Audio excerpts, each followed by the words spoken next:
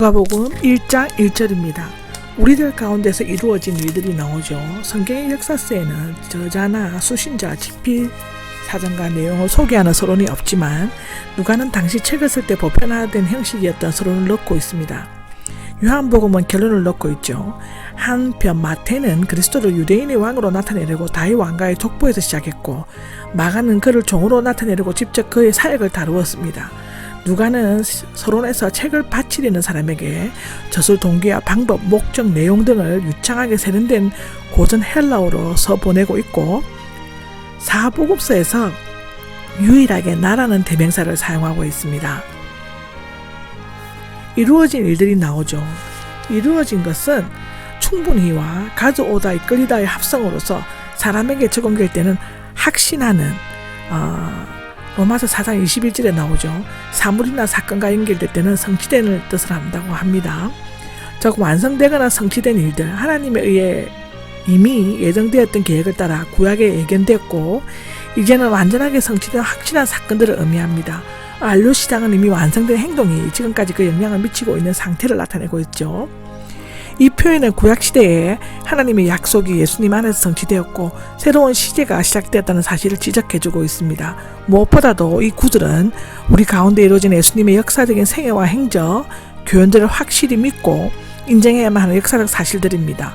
여기서 우리들은 누가와 데오빌로와의 관계가 아니라 12사도를 비롯하여 예수님을 직접 보았거나 그에 대해 들은 모든 사람들을 존칭하고 있다고 합니다. 이야기로 엮어 차례대로 기록하려고 한 사람들이 나오죠.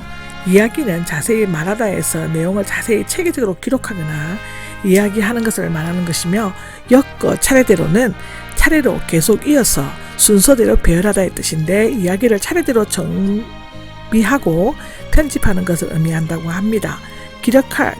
기록하려고는 의학용이었다고 하고요. 의사인 누가가 자주 사용했다고 사도행전 9장 29절, 19장 13절에는 그렇게 기록하고 있습니다. 누가복음 1장 2절입니다. 눈으로 직접 보고 말씀의 일꾼이 된 사람들이 나옵니다. 하나의 정관사는 모두가 같은 류의 사람임을 나타내고 있습니다. 즉 눈으로 직접 보았고 동시에 말씀의 일꾼이 된 자들을 의미하는데, 눈으로 직접 보고는 자신의 눈으로 본 자, 영의 시체의 검사라고 하는데, 누가가 의사 출신임을 나타내고 있습니다. 여기에서 예수님의 교훈과 사역을 직접 본 사도들과 마리아와 주의 형제들, 십자가 사건을 친히 목격했고 섬기던 여자들, 70인 제자들, 그 밖에 예수님에 대해 사도들로부터 자세히 전해 들어 알고 있었던 자들이 포함되어지는데요.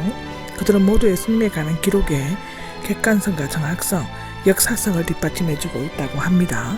우리에게 전해준 것을 그대로인데, 전해주는 손에서 손으로 전달한다의 뜻이며 입으로 전해진 구절과 글로 쓴 문자를 모두 포함한다고 합니다.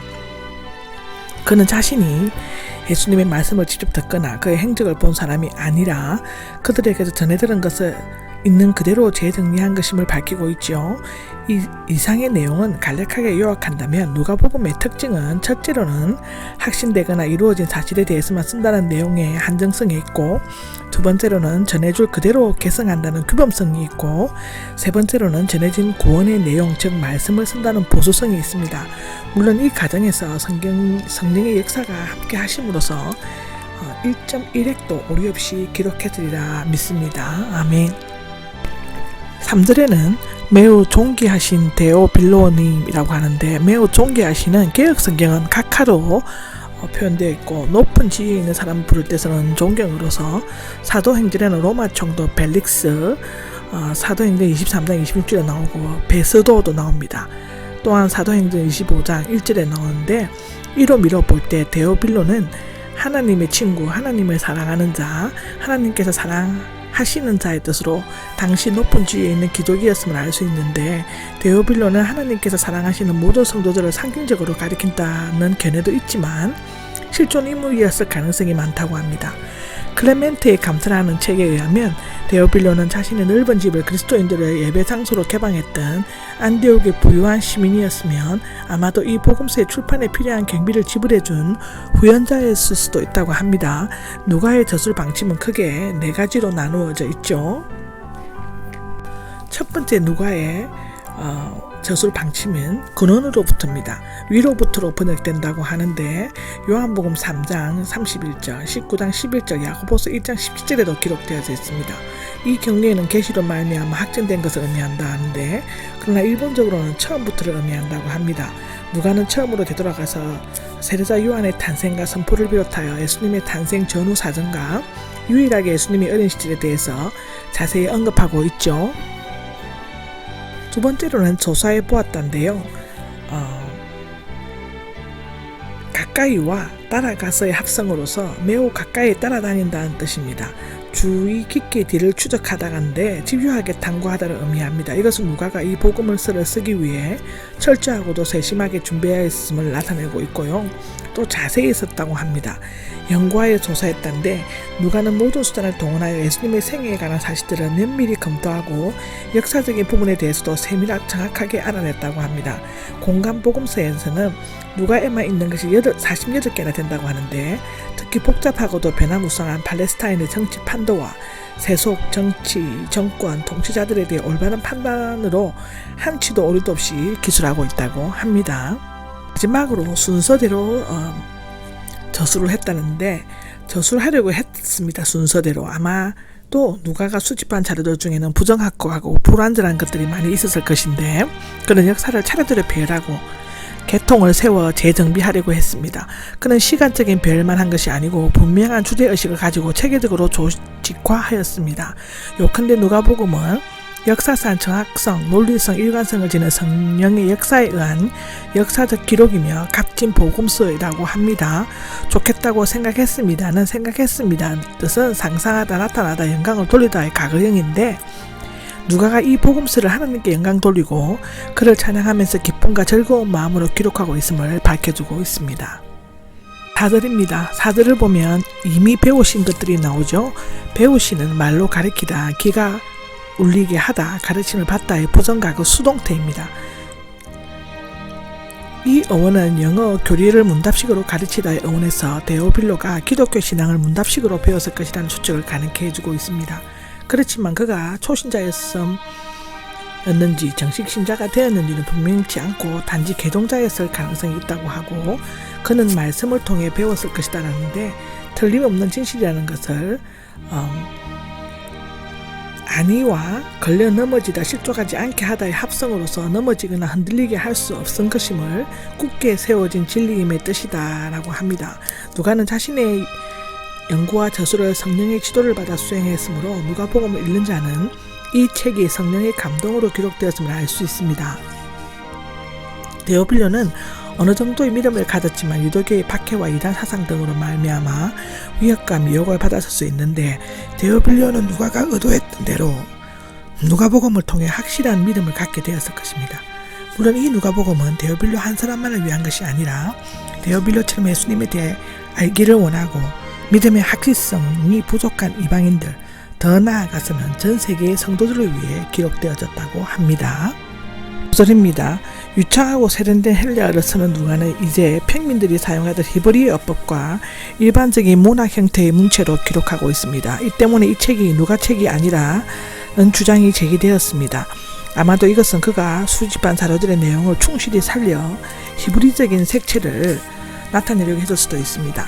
5절에서 80절까지의 내용을 마리아에게 직접적으로 또는 간접적으로 들었기 때문이라는 견해도 있고, 유대왕 헤롯은 헤롯 대왕으로 불리며 아버지는 에돔 사람 안티파델, 어머니는 아랍 사람으로서 순수한 유대인이 아니었습니다.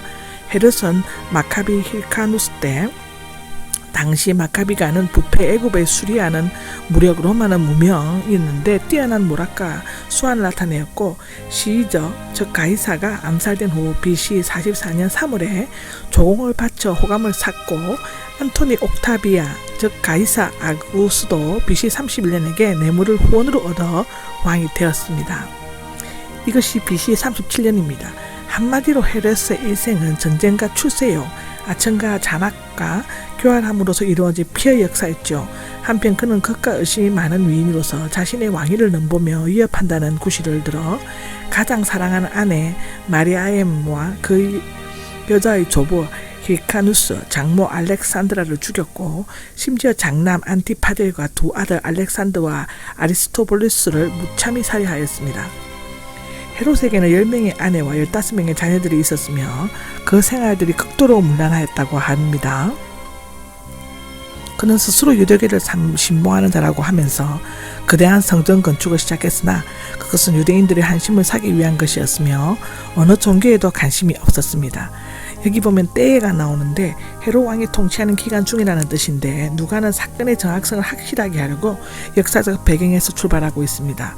여기에 언급된 시기는 주전 7에서 6년경이었을 것이며 아비야조 사가랴는 히브리 이름으로 스가랴입니다. 여호와께서 기억하신다의 뜻이며 유대인 사이에서는 흔한 이름이었다고 합니다. 이것은 열왕기하 14장 29절에 보면 기록되어져 있습니다. 이스라엘이 아론의 자손 중 남자는 모두 제사장이 되었죠. 그 숫자가 너무 많아지게 되자 다윗은 제사장의 직무를 부담시켜 24개조 즉 성전의 매일 봉사를 위한 직무 순서를 반열로 나타내었습니다. 아비야조는 8번째 순서였고 제사장은 순수한 유대인 혈통의 여자와만 결혼해야만 했고 그중 아론의 자손에 속한 여자와 결혼하는 것을 가장 이상적으로 여겼다고 합니다. 사가랴가 엘리사벳 즉 내 하나님의 맹세의 하나님이시다라는 것은 제사장 가문에 속해 있었으므로 가장 잘 맞는 배필이었다고 기록되어져 있습니다.